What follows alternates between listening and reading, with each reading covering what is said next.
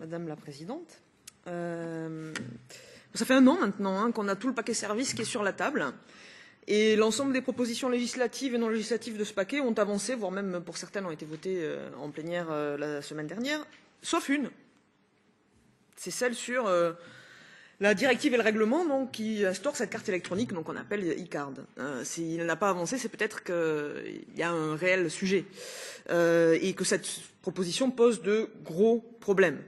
Alors j'ai le plaisir d'entendre M. Palmieri, que je n'avais pas eu l'occasion d'entendre, mais peut-être que justement des sources différentes émettent les mêmes préventions, particulièrement s'agissant du co-rapporteur pour le Conseil économique et social européen, qui représente aussi le monde de l'entreprise et les partenaires sociaux. Ça dit peut-être quelque chose sur la réalité des problèmes posés par cette proposition. Si on a envie d'écouter, on ne le découvre pas, puisque on a une belle et rare unanimité des représentants à la fois des entreprises et des partenaires sociaux et donc des syndicats pour refuser cette proposition. Si on prétend être les représentants et à l'écoute des citoyens, je pense que ça doit aussi nous interpeller. Mais il faut croire que cette position aussi a un certain écho dans ce Parlement, puisque parmi les commissions saisies pour avis, 2 se sont déjà prononcés et les 2 ont voté dans leur avis le rejet de la proposition de carte électronique pour les services. Et je dois dire que ça n'est pas vraiment une surprise puisque notre groupe politique a d'emblée lui aussi appelé de manière très claire à rejeter cette proposition parce qu'elle présente des problèmes structurels, insolubles, et qu'avec toute la bonne volonté du monde, nous ne serons pas en mesure de corriger une proposition aussi mal bâtie d'emblée. Et ce qui nous donne raison, c'est que quand on voit les compromis qui sont aujourd'hui sur la table, eh bien, en fait, ils ne font qu'accentuer les difficultés, qu'accentuer les risques et les défauts de cette proposition initiale. Alors, on entend beaucoup de choses dans la bouche des rapporteurs et de certains shadows qui voudraient nous convaincre d'un certain nombre de choses, mais je suis désolée, la vertu protectrice des mots a ses limites, et quand on regarde les faits, ils sont tout autres que la réalité qu'on prétend nous dépeindre. Particulièrement sur le principe du pays d'origine. Je suis désolée, mais quand on a une décision qui est prise par l'autorité compétente du pays d'origine en vertu des règles du pays d'origine, c'est bien le principe du pays d'origine qui s'applique. Vous allez me dire, l'autorité compétente du pays de destination est impliquée. Oui, mais on change complètement la logique. On passe d'une logique de délivrance d'autorisation par le pays de destination à une logique d'opposition sur la base d'une motivation qui inverse complètement la logique. Ça n'est plus l'autorité du pays de destination qui est dépositaire de la décision, mais bien celle du pays d'origine. Donc, pardonnez-moi, mais quand c'est le pays d'origine qui décide, c'est le principe du pays d'origine qui s'applique. Donc là, je crois que les choses sont assez claires et ça n'est pas l'ajout d'une semaine de grâce supplémentaire pour une éventuelle opposition de l'autorité du pays de destination qui, encore une fois, se verrait imposer une charge de la preuve totalement exorbitante qui va changer le principe de base qui est celui de cette directive et ce règlement. Principe qui est en totale contradiction, faut-il le rappeler, avec l'esprit et la lettre de la directive service telle qu'elle a été adoptée par ce Parlement il y a une dizaine d'années de ça.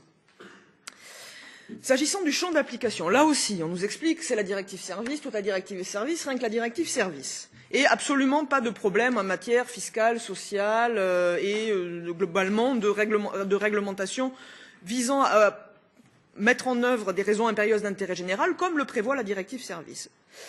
Alors, dans leur proposition initiale, les rapporteurs avaient cru bon, et on peut les comprendre, d'exclure le secteur de la construction en raison, joli euphémisme, en raison de ses spécificités.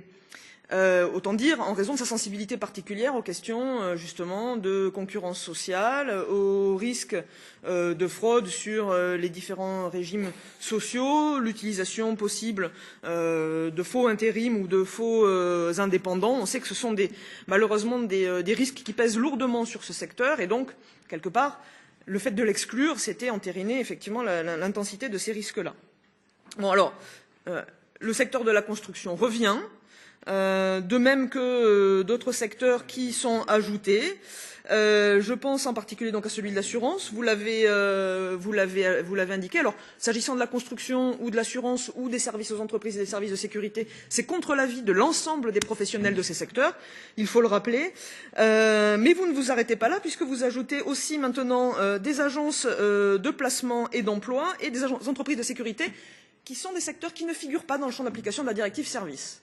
Alors ne venez pas nous expliquer qu'il s'agit de l'application et uniquement de la clarification de la directive service, puisque maintenant on fait entrer des champs entiers d'activité économique qui ne figurent pas dans le texte qu'on prétend expliciter.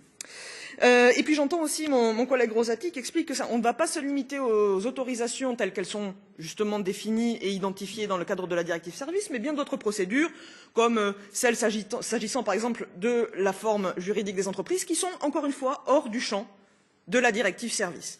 Donc c'est bien une nouvelle entreprise de dérégulation sauvage qui nous est proposée et de généralisation de la concurrence interne et du dumping non seulement social mais aussi réglementaire sur des secteurs qui sont suffisamment fragiles pour qu'on se soit préoccupé justement du rééquilibrage des conditions sociales et de la lutte contre le dumping social. Donc là, cette proposition va dans le sens exactement inverse à ce que nous avons tâché d'accomplir dans d'autres textes que nous avons discutés.